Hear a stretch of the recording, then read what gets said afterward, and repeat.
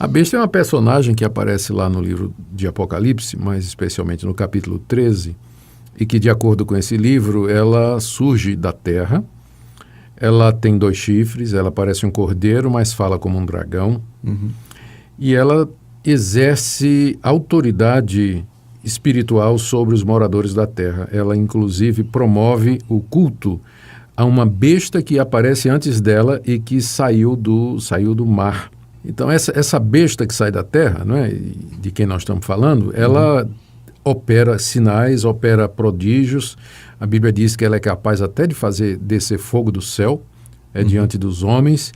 E por causa desse poder que ela tem para fazer sinais e prodígios, ela seduz os que habitam sobre a face da terra e manda que todos façam uma imagem para que seja adorada, uma imagem que corresponde à primeira besta, a besta que saiu do mar, não é? E ela tem um poder tão grande que ela dá fôlego de vida à imagem da besta para que a imagem da besta fale e mande matar quem não adorá-la, não é? Então, essa é a besta, essa figura tenebrosa, né, que aparece aí no livro de Apocalipse, com todo esse poder. Não há muita dificuldade em reconhecer de quem o apóstolo João, autor do livro de Apocalipse, está se referindo, né? Sim. Está se referindo ao anticristo, uma personagem que aparece em outros escritos do Novo Testamento. Paulo se refere a ele lá na segunda carta aos Tessalonicenses como sendo o filho da iniquidade, o filho da perdição, o iníquo. E o próprio apóstolo João, nas suas cartas, se refere a ele claramente como sendo o anticristo.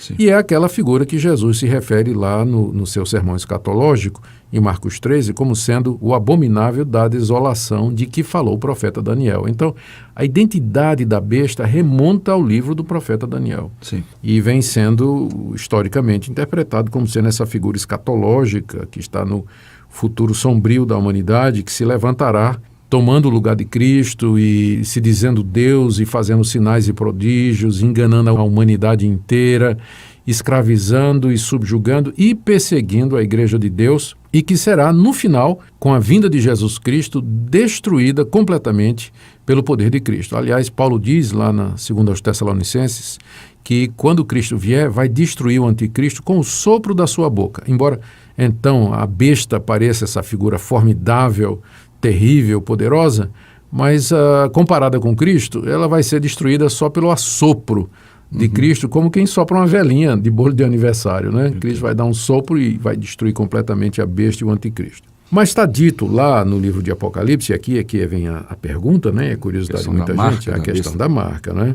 O livro de Apocalipse diz que a besta faz com que todos recebam uma certa marca sobre a mão direita e sobre a testa.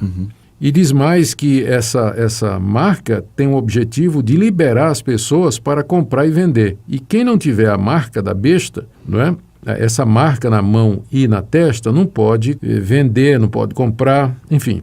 Não sobreviverá. Não sobreviverá. E diz também aqui, lá no livro de Apocalipse, que a marca que a besta vai colocar na mão e na testa é o número do seu nome. E essa expressão, número do seu nome, nos introduz o que nós chamamos de gematria. Gematria é o uso do alfabeto hebraico e grego como caracteres numéricos. Então, as 9 primeiras letras do alfabeto hebraico correspondem cada uma delas a um número. Então, Aleph é 1, Bet é 2 e assim vai até chegar em 9. E a partir daí, dezenas, 10, 20, 30 e a partir daí centenas. É daí que vem essa questão da Cabala e tal? Sim, a Cabala é uma exploração feita pelos místicos judeus na Idade Média, particularmente começando na Espanha, de significados ocultos na Bíblia a partir dos números que aparecem na Bíblia. Mas isso é bem antigo, né? Então, o que o autor do Apocalipse está nos dizendo aqui é que essa marca, ela é o número do nome da besta. Sim. E aí que todo mundo fica... Agora estamos diante de um mistério. Até porque o livro de Apocalipse diz assim: aquele que tem entendimento, calcule o número da besta, pois é número de homem. E aí diz em seguida, ora, esse número é 666. Então, é aqui que começa todo o frisson, né? Já teve muita gente que calculou, sei lá, né? Olha, Natsan, colocou para nomes de pessoas, cargos, olha, autoridades e tal. Ronald Reagan, já calcularam. É verdade. Hitler, o nome do Papa. Uma série de outras personagens modernas têm sido enquadradas aqui. Uhum. E a grande questão é, antes da gente tentar decifrar o que é que esse número representa e a quem ele se refere, nós temos que primeiro decidir como é que a gente vai interpretar o livro de Apocalipse. Sim, exatamente. Não é? Porque isso aí é que vai dar a chave para tudo isso. O livro de Apocalipse ele foi escrito numa linguagem altamente figurada, espiritual, que envolve figuras extraordinárias como dragões, criaturas mistas como serafins que têm cabeça de águia, não sei quantas asas. Besouros. Besouros, escorpiões, não é? Então é um livro que é cheio de figuras, portanto é um livro que ele não deve ser, a própria maneira como ele se apresenta é de um livro que não pode ser interpretado de maneira literal, porque aí nós teríamos um problema. E esse livro, ele usa também muitos números. O Espírito de Deus, por exemplo, é representado como sendo os 7 Espíritos de Deus. Não é que Deus tem 7 Espíritos, mas é que o número 7 no livro de Apocalipse indica a perfeição. Sim. O número 3 é usado com muita frequência para se referir a Deus e, obviamente, por conta da Trindade. 4 se refere ao mundo, porque indica os 4 pontos cardeais. Então, toda vez que aparece um número no livro de Apocalipse, nós entendemos que ele tem um significado simbólico, ele não pode ser tomado literalmente. Daí, eu acho, por exemplo, muito difícil que o livro de Apocalipse esteja dizendo que um dia nós teremos o número 666 gravado, tatuado ou impresso na testa ou nas costas da mão, né? Como algumas pessoas já sugeriram. A verdade é que tem muita coisa no livro de Apocalipse que nós não sabemos, nós não temos conhecimento. Os primeiros leitores, talvez, tivessem conhecimento. Outra coisa que é importante a gente lembrar, Natsan, é que o livro de Apocalipse ele foi escrito para uma geração de cristãos vivendo no final do primeiro século. Sim. Então tinha que ter uma mensagem para eles. O livro teria que falar de coisas que eram pertinentes àquela época. Então, se a gente vai procurar a besta, nós temos que começar procurando no ambiente do século I. Os leitores originais. Os leitores, a quem João estaria se referindo e que os seus leitores com certeza identificariam. Vamos lembrar o contexto. João estava banido na ilha de Patmos. Ele estava lá por conta da pregação do Evangelho. As igrejas cristãs, meados do segundo século, final do primeiro século e final do primeiro século, elas já estavam debaixo de intensa perseguição dos Césares romanos. Se a nossa estimativa estiver correta, o livro de Apocalipse deve ter sido escrito quando Nero era o imperador. E curiosamente, se você pegar Nero César, colocar em hebraico e fizer a soma, dá 666. Então, boa parte dos comentaristas do Novo Testamento e do livro de Apocalipse, embora reconhecendo que isso é apenas uma possibilidade, Sim. Eles apontam Nero César como sendo o melhor candidato para ser a figura da besta a que João se refere. E não é sem razão. Nero foi um imperador cruel, ele perseguiu por demais os cidadãos, ele exerceu controle comercial e financeiro sobre os países debaixo da sua autoridade. Ele foi quem iniciou a perseguição contra os cristãos, matou muitos cristãos na arena do Coliseu, queimou muitos cristãos, jogou muitos cristãos às feras. Foi ele quem mandou decapitar o apóstolo Paulo.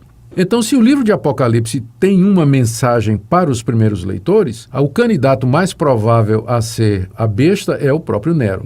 Inclusive, havia uma lenda naquela época que é chamada a lenda do Nero redivivo. O livro de Apocalipse aqui, no capítulo 13, diz que a besta ela foi ferida de morte, mas ela ressuscitou, ela reviveu. Então, de fato, houve uma tentativa de assassinato de Nero, da qual ele se recobrou miraculosamente, né, por assim dizer. E havia essa lenda, então, de que no futuro Nero voltaria como imperador do mundo para destruir, para assombrar, enfim, todas as pessoas. Então, pode ser, né, que João esteja se referindo aqui exatamente a Nero César. E a marca que se coloca na testa e na mão, eu não entendo que é uma marca necessariamente literal 666, mas algum tipo de identificação. Na época de que João escreveu essa carta, era costume se marcar escravos, né, com tatuagens, com ferro quente, às vezes na testa, às vezes nas costas das mãos.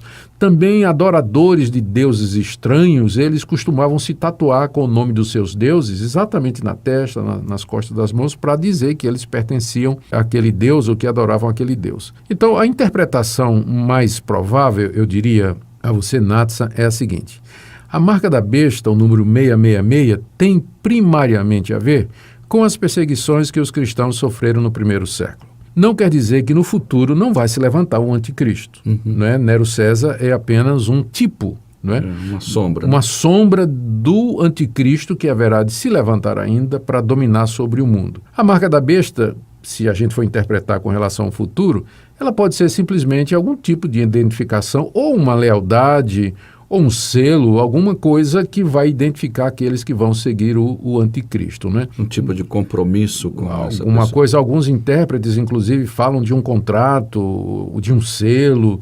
Ninguém sabe de fato ao certo. O que é interessante notar é que esse capítulo 13, que fala da identificação na testa e na mão dos seguidores da besta, parece uma paródia dos capítulos anteriores de Apocalipse, onde está dizendo que os servos de Deus trazem na testa a marca de Cristo, ou trazem a marca de Cristo neles. Ora, a marca de Cristo, o que é que Cristo nos dá? O que é o selo de Cristo no cristão, de acordo com o Novo Testamento? É o Espírito Santo. Está lá em Efésios capítulo 1, verso 14, que ele é o selo, ele é aquele que nos sela, é a marca do cristão, é o Espírito Santo nele. Parodiando, não é?